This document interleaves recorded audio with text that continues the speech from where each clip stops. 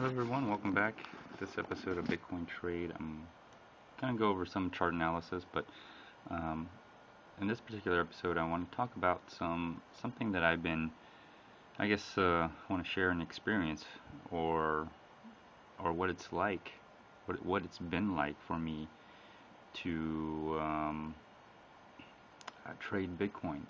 And so, if you haven't heard, supposedly all the bitcoins that were seized from the Silk Road website will be auctioned off this month, and there's going to be a lot of people, I guess, interested in it. Apparently, there was some list of names or companies or that's been leaked, but the idea is that eventually it's going to end up into the public.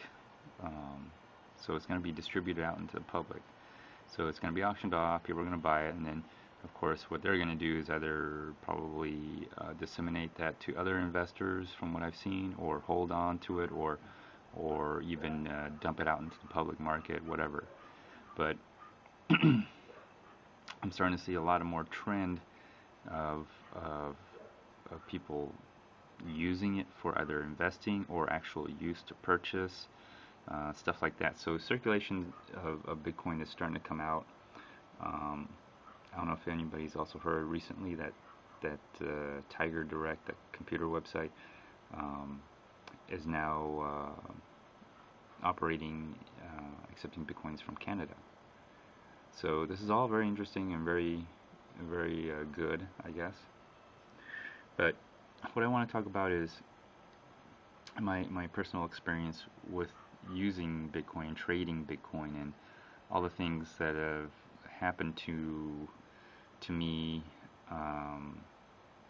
as far as my own personal experience with it.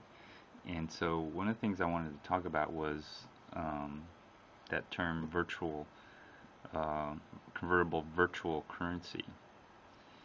And why isn't it a digital currency? Why I would consider it as a convertible virtual currency, and more specifically a virtual currency, what Bitcoin is. And so that's the point of why I'm making this video, right? This is Bitcoin trade. So one of the things I wanted to know was, where did this idea of virtual reality come from? And so of course I googled it, and this is what comes out, right? And when most people think of virtual reality, right, they think of something like, well, like this, right? Somebody wearing goggles and they're like, I'm flying, or something like that, virtual reality, or putting an image up on a wall, and it looks pretty real, like you're almost there, you're being immersed through your visual, auditory, maybe even some feel and stuff like that. And so that's what most people think about virtual reality, right? And that's how I thought, for the most part, of virtual reality. But I wanted to know a little bit more, like, where did this idea come from, or even the word virtual reality? And thanks to the internet and Google, thank you Google, okay, with a simple typing of some, keystrokes, I get some answers. So anyways, I come down to here more in the terms of here in this particular section of the term artificial reality, or where do these ideas come from? The term virtual reality. Well, I came across some different names. This is one of them. Howard Regengold. I don't know how to say that. This is the first time I've ever seen this name. Of course, you see, some movies that I've seen. Brainstorm. I've never seen Brainstorm, or maybe I have, but I've definitely seen The Lawnmower Man, which was a okay movie. I was a very young kid when I watched this, but still, that's this idea of virtual reality, right? So, so I started clicking away, and I clicked on Howard Ridge and Gold, um, because he wrote let me see, was it a book? Is that why? Yeah, a book um, called Virtual Reality. So I clicked on the name here, and it's very interesting when you come across some of this stuff. And let me see, what else did I find? I think the first term used for virtual reality. Gosh, did I close on that website already? Well, let me see here. I thought I had it. No. Well, anyways, so I was reading some of this, and then I wish I saw where the term virtual reality came from. Let me see, maybe it's in here somewhere. No. Anyways, the term virtual reality, turns out it came from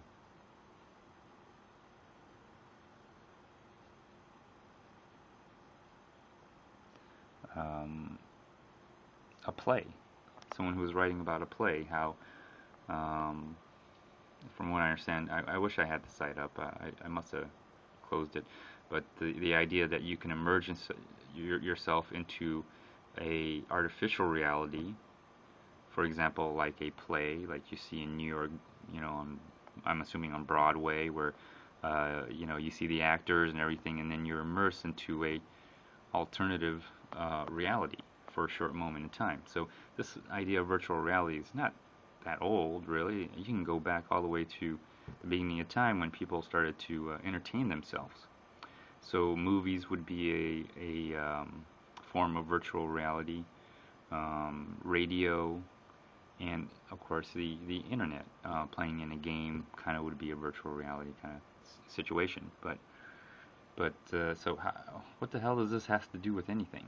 Well, as I was clicking on virtual reality here, and I came across this other name, Philip Zayes. I don't know if it's Chinese or whatever, but I did click on it. Um, I'll just click on it right now, I guess. But this gentleman also wrote a book um, called Let's Get Real, or is it Let's Get Real? Anyways, I followed it. Um, Apparently, I don't know if that site is up. There's this website called Website, where people are citing from a website. Unfortunately, the thing about websites is they tend to come and go.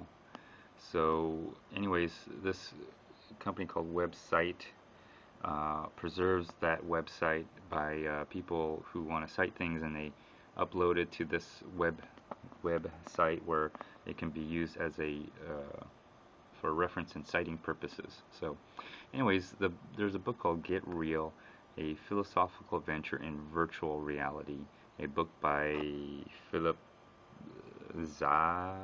I don't know who the guy is. It's kind of, I guess it'll be interesting to find out where these ideas come from and everything. But this talks mainly about the philosophical aspects and mind experience aspects of virtual reality.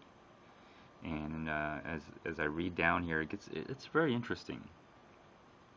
And it talks about how this reality, the physical world, the physical reality, and the virtual reality, how people interact between the two, and all that. I haven't read the book. I just read this portion of what someone is citing from, or let me see here.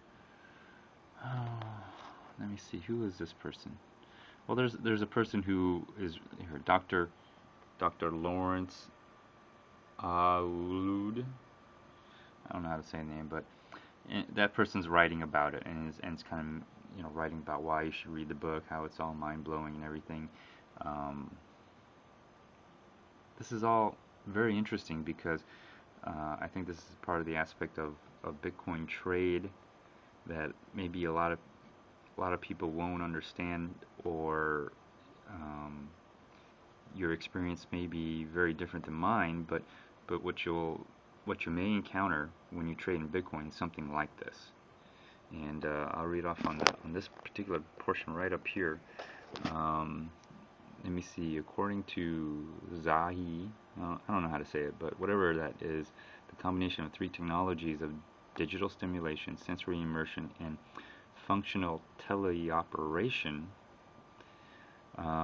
in a well-coordinated manner amounts to a recreation of the whole empirical perceived universe. That seems to be a lot to say, but in some essence, there's some truth to it. Now, what I'm saying about the reason why I'm pointing to this is a lot of people, when it comes to virtual reality, you're immersing yourself into cyberspace, like for example, Second Life or whatever, Half-Life, or that's a video game, I think, or Doom, or whatever video games they got there. You're immersing yourself. Well, what does this have to do with Bitcoin, right? Well, let me get there. Right, let me get there. What this has to do with Bitcoin, and I'll just get real. I haven't read the book. I'm really considering buying it and reading it. It was done in 1989, and at that time, I was just right out of high school, and the internet became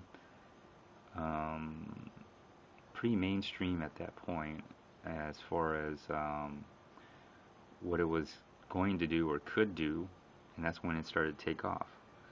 That's when right before the dot-com bubble, or a couple years before. This is 1989. It was probably the main time to be a dot-com because, well, people were throwing money at you. So very interesting. This same time frame. And what does it have to do with Bitcoin? Well, here's what I'm trying to get at is, and let me just go back to the Bitcoin price now.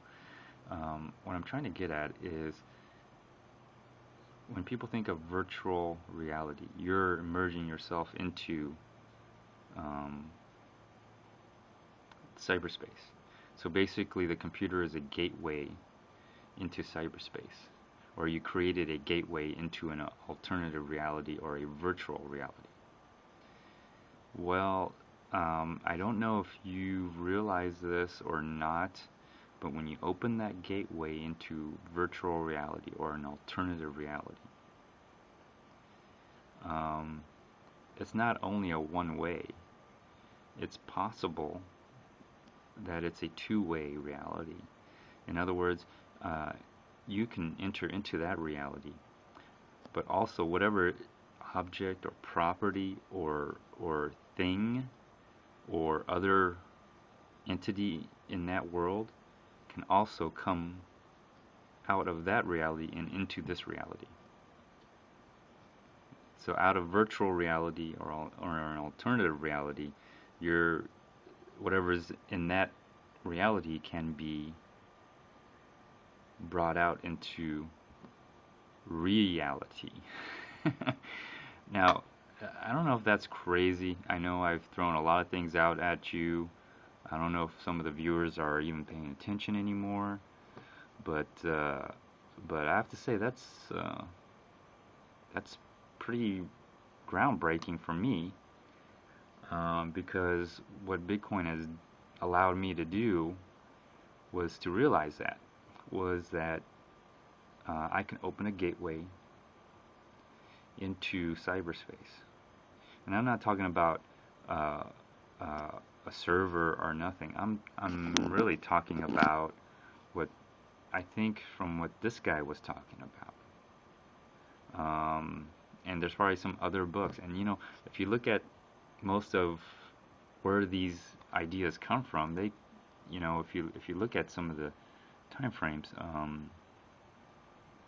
me see here, virtual reality, and you just look at some of the things that let me see here.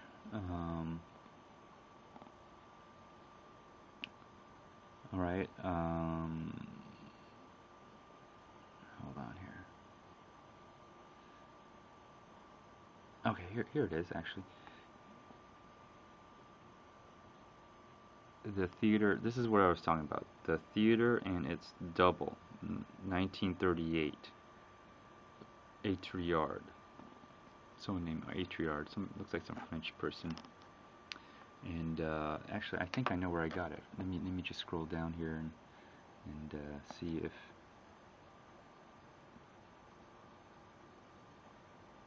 Okay, I might have to click on this particular link. I'm gonna go ahead and do that because.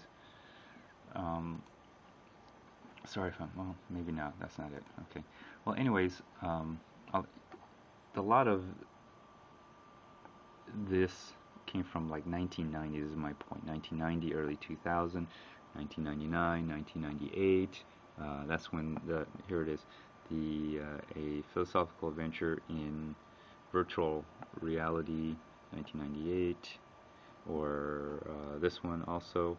Oh yeah, there it is.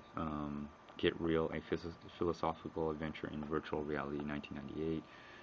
Another one is whatever this is, written by Ken Hills, 1999. So this ideas, 90s kind of ideas. The first time you ever heard of the word, let me see, the origin of the term virtual reality can be traced back to the French playwright, poet, actor, and director Antonin Artaud, whatever. Anyway, I guess that's where virtual reality, I guess, first came back. So, but here's my point is that, and let me go back to here and now. Let's go back to Bitcoin. This is, you know, the first time I've experienced where I can extract something from virtual reality that has been created in cyberspace, been created over the internet, and I'm able to bring that out into this reality that we all share, the physical world. So I know that's kind of weird to think about it that way and weird to comprehend, but that's something I just want to share, and I don't know I want to know if anybody else has experienced anything like that, where you can bring virtual reality into reality. So, and this idea is not that new either. A concept brought to reality, a thought that is virtual. In other words, it doesn't exist. You know, it's nothing more than a thought, an idea, a concept, and how do you make that real? So this is groundbreaking for me because it's you know, a lot of people talk about the big B, you know, capital B Bitcoin being the protocol software, and then they give a lowercase b on Bitcoin, the currency. And I kind of have to say that the little b Bitcoin has been more important to me, in my opinion, has really changed me than the big B Bitcoin, the actual protocol, the software that everyone knows as. Let me see here if I can just get it up here. Hold on. Like this, as known as the blockchain. The big B. You know, this is the big B, right? This is Bitcoin, as some people have referred it to. And the little b, well, the little b, I know I'll click onto this, but the little b doesn't exist at all. It's a well, because it only exists in in virtual reality, I guess. It's you can't touch it, you can't feel it. It's just a consensus of our thoughts, our belief, our faith, and it's strictly created through, I guess, servers, internet, I guess. I'm not sure, but I'm able to transfer that value because Bitcoin is nothing more than, right now, the little b known as the currency is just a value. How I transfer value onto it and then out of it. The point is, if I can do that with a Bitcoin, and Bitcoins came from cyberspace, and what if you can open a gateway into any virtual reality that you choose? I mean, because you can create a virtual reality of your choice. And from there, you can extract all those properties of that virtual reality into reality. And, how would that work? Would you need an internet connection? Do you need a computer? I mean, that's the mind-blowing part about it. And that's why it's let's get real, a philosophical adventure in virtual reality. I'm open to reading this. I mean, because I have to admit, I'm experiencing this kind of phenomenon. What I guess some of what this writer has written about, and so I have an interest now in virtual reality. Like, what exactly is virtual reality? Because and a lot of those aspects have come into real life in some sense. And you think about the virtual office, right? Well, you actually have an office. You just never go to it. You never see it. But there it is. It's there. A virtual assistant. I mean, obviously, that person's real. It's just that you never see them. You never meet them. You pay them. Obviously, they do a service, but you never know who they are. But they're sometimes integral to your virtual business. So this is, you could say that you are creating a virtual business, because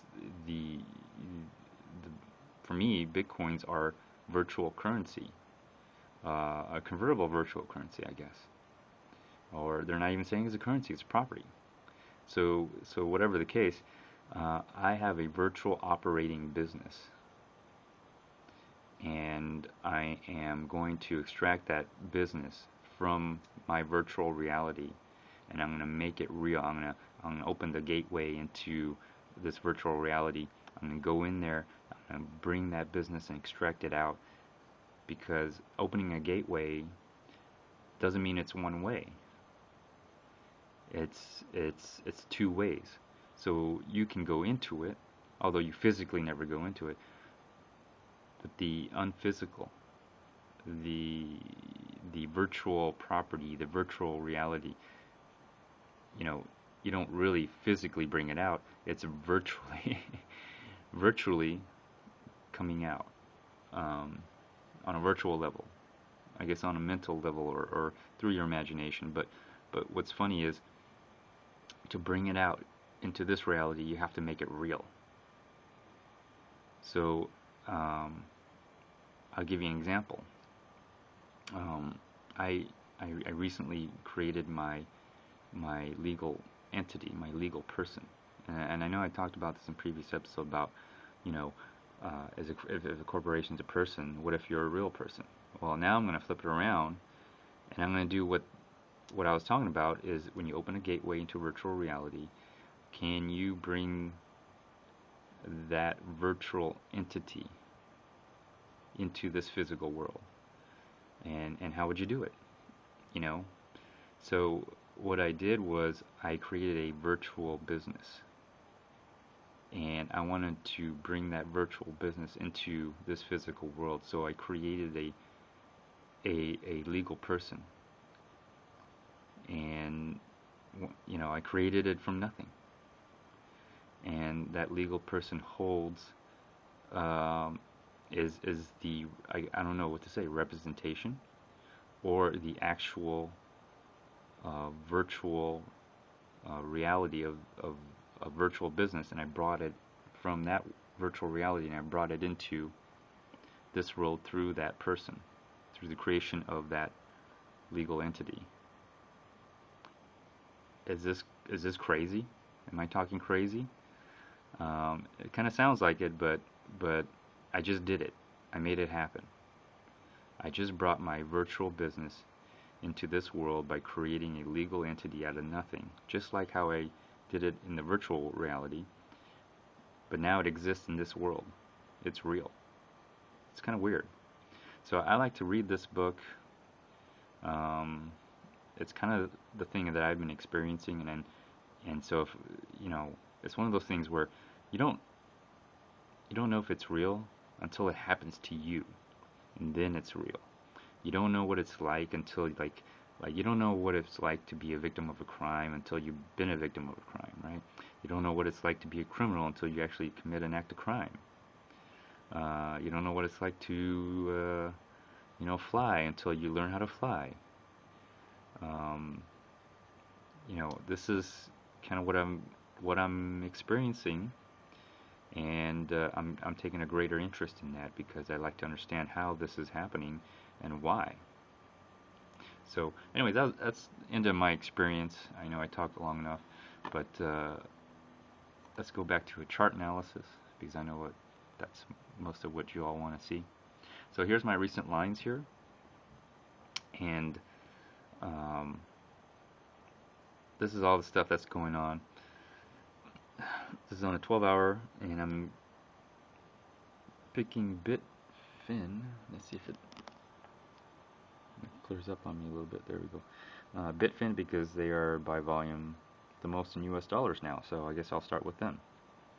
So you've seen all this before. You know what all this. You see the breakout here. It's hits up here, which on Bitsy was the top line. Actually, right here was the top line, and it broke out just about almost to 700, very close. But it couldn't go above 700, so it's run out of steam and it's come back down. And it's kind of interesting where it came down. It came right about here. Try to push down a little bit, but as I put in this goes down further. So this is a support line from here to somewhere down here where this is the low. And this top side, which almost pretty much parallels, when I see parallel lines, there's a good chance it's a channel. And I see the top here, and it makes a nice little parallel with this. And so there's your uptrending channel that's being developed now. And so I noticed that it stopped or hit right about here, which is very close to this parallel line here, which is now forming this channel. And so it stops here, it's gone below and stops here and bounces back up, and it's kind of ranging above this support line here. So which is, I guess, a good news. It means it's not a fluke. It's just retracting from the high, pulling back, and then now it's just it's just ranging in between here now, between this small little triangle that it's formed here. It'll probably bounce around a couple more times until this support line rises up and forces it to either break up or break down, and that's what I'm seeing. Okay. And so let's go to Bitstamp. And here's the price on Bitstamp. And another thing is, I'm still noticing, if you look at this price, 602 versus Bitstamp, which is lower at 597, Bitsy 591, and then Coinbase is at 598. So Bitfin is still showing higher. And again, I think it has to do with the decoupling of what I talked about in my previous episodes. So either people are going to put their money in there or put their bitcoins in there to reduce the price. Hopefully they'll sell off. If you got bitcoins you're trying to sell off, to get to the higher price, which will lower the price back to, I guess, an equal level. It's been going down and up, and it's kind of interesting to see it. When it goes down, the prices seem to all match up. When it starts pulling up again, you'll start seeing Bitfin pull up higher, along with Coinbase. Typically, I notice that when it's on an uptrend, Bitfin will be up there at the same price with Coinbase, by maybe $1 or $2. Other times I'll see Bitstamp be the lowest, ironically, at some point. But that's usually on a downtrend. On an uptrend, they're usually about the same price as Coinbase. If it's really on an uptrend, I'll see the Bitfin, Coinbase, and Bitstamp really be up there, and BitC price will be at least 10, 15, sometimes $20 lower than all three of those. That's usually on an upsurge. That's what I've noticed. So we're getting a really more dynamic interaction between all the pricing mechanisms here. So let's just go back to, I'm sorry, Bitfin, not Bitfin, but Bitstamp. So this is Bitstamp, and it is at a lower price, but same, very close, same scenario. A little different. Of course, when you look at the difference, you'll see the difference here. There's a lot more room here on Bitfin. This is all in 12 hours, and then there's a tighter room on Bitstamp. So if you ever get an early indication of what's happening, Bitstamp may actually show you before Bitfin actually does anything. And then BitC is a little different. It has a lot more room. As far as the way it looks, it's acting more like Bitfin, but the price is obviously different. If I noticed anything, BitC always seems to be lower. Whenever it's at least at par or higher than all the other exchange, that's a downturn. When you see it lower, it's actually an upturn. I don't know why, but it just is. So you see the amount of room it has, really comparable to a Bitfin, which this is Bitfin. A little bit more room instead of, you see Bitstamp, which is kind of a little bit closer and narrower to what's going on here. And then last but not least, I'll do Coinbase. And Coinbase looks like it has a lot of room too, which is, Coinbase seems to act in price-wise with Bitstamp it most of the time, but it does deviate a little, and I'm seeing a lot of room in here, but it's close to this resistance, which you see this is not close to the resistance at all, nor is this. But if you look at Bitstamp, it's close to the resistance, just different, at a different pattern, I guess. I don't know what to say, but if you look at Coinbase, it's the same, but the patterns are not quite lining up, where you got a lot more room down here, as you see, than on Bitstamp, which is kind of coming at a different angle. So anyways, that's one. And then last but not least, let's do one for Kraken, because they are a US company, and I think this gives you a different perspective, because it's not a US dollar trade, it's a euro trade. It does act different. I'm getting different signals. This kind of is like a mixture of everything: Coinbase, Bitstamp, Bitfin, BitC, all together. It's a weird analysis, but that's what I've noticed. And you're kind of seeing a little bit of everything, where you see it doesn't hit up against the resistance here. It's a little bit more room, just like Bitfin, but it has the same pattern of almost all the same pattern. See? That's Kraken. And then if you look at this, same pattern, almost the same pattern. It didn't go as further down. That's what I noticed about Kraken.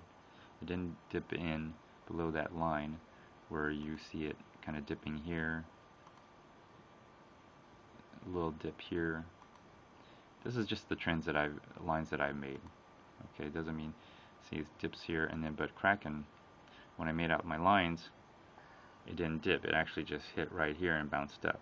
So just a little different perspective, but you're going to see the same thing. Same scenario. It's going to go into this triangle, and it's going to bounce around here until there's pressure to push it down by this uprising trend or this down. I wouldn't say it's a down, but this resistant line here. So it's just going to bounce in here, and then we'll see if it breaks out of here up. There's a chance of breaking up. If it breaks down, it's going to be breaking down. So more time needs